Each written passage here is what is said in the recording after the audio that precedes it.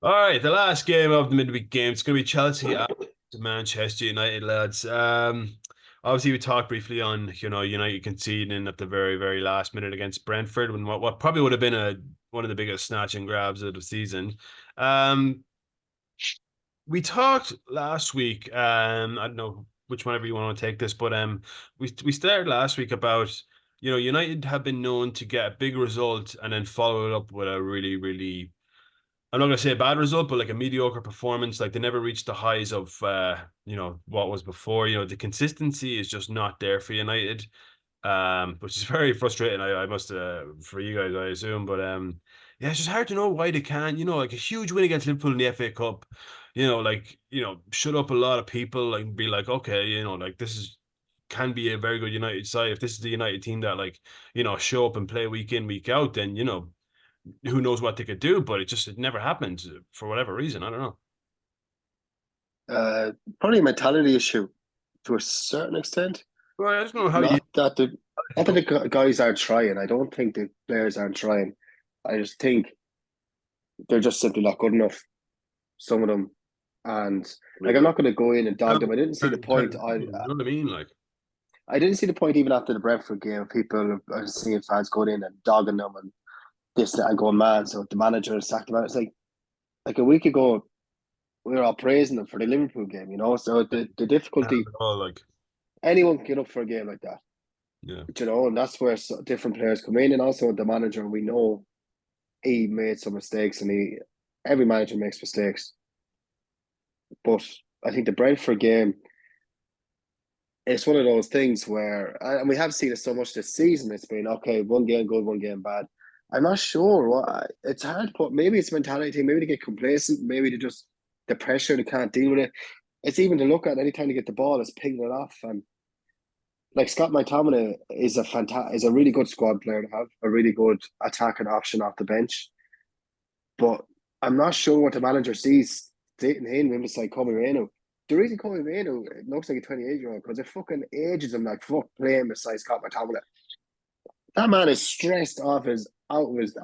Can't believe how stressed he is. I'd say, and he's just playing it off so cool. And he's a kid.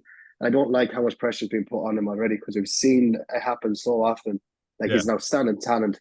He should not have to be the man in this team. He shouldn't have to be. It's not. It's not for him to be. Um. So it's easy to sit here and dog players. I don't see the point in it at this stage. But I see people even saying, "Oh, these players don't care." They do care. I'm just not sure they're good enough, and I don't think they're good enough to play how the manager wants them to play. yeah. So just firing out the manager then is like, so what's the point? Where are we going? Why are we halfway through a cycle? What are we doing? Yeah. I don't know if Rob wants to speak more about that, but I think it's a mentality thing and it's a quality thing. We don't have the quality. We're just not good enough. The players aren't good enough. We have a couple of really good players who can be fantastic, but the reason you're looking at this Arsenal team now, if you look at top three teams in the league, Arsenal, Liverpool, City, how many players are 6 or 7 out of 10? 7 out of 10 every week. Yeah. And then you have a couple of guys who are 8 or 9 out of 10. And say if Saka was poor the weekend, that's where you have the other guys step up and be fantastic and make sure we don't not lose the game. Do you know when someone, so we don't have that. We don't have your Kobe Mano is a guaranteed 7, 8 out of 10 for us every week. That's about it. Who else is there? Onana's been fantastic since Christmas. Yes. He'll get nothing but hate for no one He deserves some wants to give credit. him any Has credit. some some incredible saves and like only for him, like in games you've lost, it could have been a lot more. In games you've drawn, it could have lost points. It's he needs to have a bit of credit. He is one of the best keepers in the league. Like. I don't know. It only seems to be like the kind of fake football fans. Football fans will suit them to the crowd say that as a joke, like because they don't actually watch the games. Yeah. And so, oh, Joe, you got rid of the hay and brought on Nana. The hay has cost us points so many times. He'd have a great highlight reel of saves, but how many times did he cost us goals by giving it right He back gave to their City teams? Like, cup final last year, like unforgivable. so it's like it's respect to Onana, and he's shown the confidence. Now it was unfortunate that our two centre backs had to come off, and that definitely shook us up a bit. Like with Maguire and Martinez having to come on. Martinez wasn't fully fit Mm. in terms of like match fitness. He looked well off the pace when he came on. Um, yeah, it's a tough one. The one thing I will say about United is, well, it's typical, but it's something I've never seen before. How you can score a 96th minute winner and still draw the game. I know. is shocking. And of course, the way they scored another cutback. You watch the highlights again. Tony has it to square it back. 7 players, of United in a row, including Onana, and there's no one there for in the rest of the box apart from 2 Brentford lads standing there waiting to shoot at the lads trying to block the ball. It's stupid. It's naive, like. They all ran to the fucking goal line and they turned around to see the ball come back at them. Just fucking completely stop. You can clearly see it. It is unforgivable how we cannot defend, and that's where it does go down to the manager as well. Yeah. We get Rancho in midfield, and yeah, look, that's a bad game to draw. But you have to go to Stamford Bridge now when you don't know how we're going to play and you don't know how Chelsea are going to turn up, and then we have Liverpool coming on Sunday, and a quick turnaround. So bad time to draw a game like that, but so typical of us for the last decade now at this stage. Yeah, we'll move on to Chelsea now. Like, I mean, I don't know how to talk about Chelsea anymore because they're just, I don't know, man. They're such a banter team. Like, you'd almost feel bad for Poch because I like Pochettino as a manager. I really do. I think he's honest. He's direct, and I like the way he plays football. But just whatever's going on with Chelsea, man, it's just it's aging him horribly. He's stressed out all the time. you know, there's talk of like they're going to sell a whole lot of players. I think Reece James they want 60 million from. No one's going to pay 60 million for No Reece one's paying James. 6 million. 100%. Man's a hospital bed, walking on legs. Yeah. I think they're going to be at this stage now where it's going to get worse for them just because they do have to offload quite a lot of players. I speaking of that, I had a vision earlier on, a strange vision as it was, that Chelsea had to sell players, and we put in a 60 million bid for Cole Palmer. I wouldn't say no to that now myself, because he is literally class. Like the stuff he does, he's so calm about it.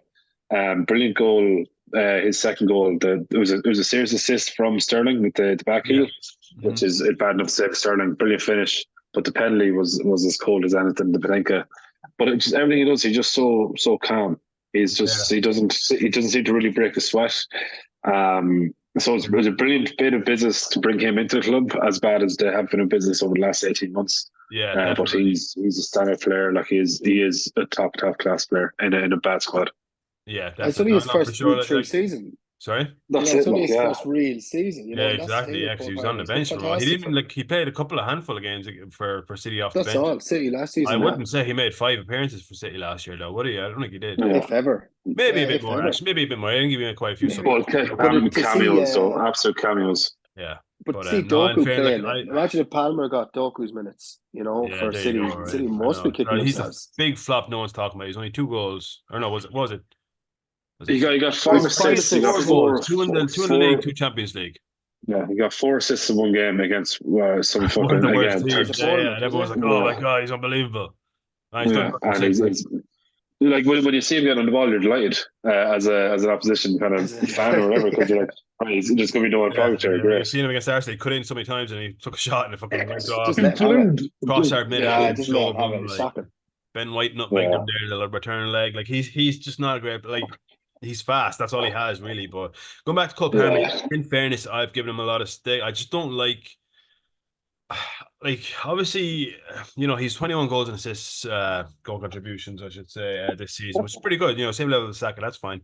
7 penalties, which is, someone has to take them, someone has to score them. In fairness, he stepped up and taken them, but there is times where he's like, oh yeah, he's so like chill and like calm and stuff like that. But there is times where it looks like he's almost too calm and too chill, and he's like, looks like he's not. I wouldn't say like he's not bothered, but like he's not giving 100%. Like I think a lot of people. But there's you need a leader in the pitch. Yeah, you need a leader in the pitch to sort it out. Like, but if that's the only problem he has, that's a brilliant place to be. That's fixable, like definitely fixable. Someone just like bollock him in the ear, telling him to fucking, and who at Chelsea's going to do that? Sorry? Yeah, there's no. Yeah, and he's after coming from City. You know what I mean? He's after. I don't know if he got 3 medals last year. We probably might have done. He definitely got the Premier League medal anyway. I'm not sure if he got Champions League or how many games he played. But he's coming from a club. Well, in fairness to him, like from going from treble winning City down to the level that Chelsea are at, like this was Chelsea last season as well. Like in fairness to him, he could have sat on the bench and done nothing and continued to play sporadically and collect trophies. But like in fairness, he wanted to go play and. who knows? Time will tell if Chelsea, where was the project to go to. Like, who knows? But I don't think a lot of teams were in for him. Like, there wasn't really anyone It else. just came out of nowhere. It's I It's just I the market, was yeah. I was shocked that they put in 40 million Yeah, for an for a unknown young lad. Yeah, yeah. Bear bench player. Like, yeah, so fair play to him. Fair play to Chelsea for getting him. But I hope I don't want to say But I hope he also, breaks fuck his leg Chelsea. against this. Yeah, I hope he breaks his neck now on Thursday. But I know. Yeah. I hope he has a bad game on Thursday. That's Yeah, the yeah, worst I He can definitely. say. will not. Right, predictions, Johnny. 2-1 United. Rob. I'm gonna say 2-1 United as well.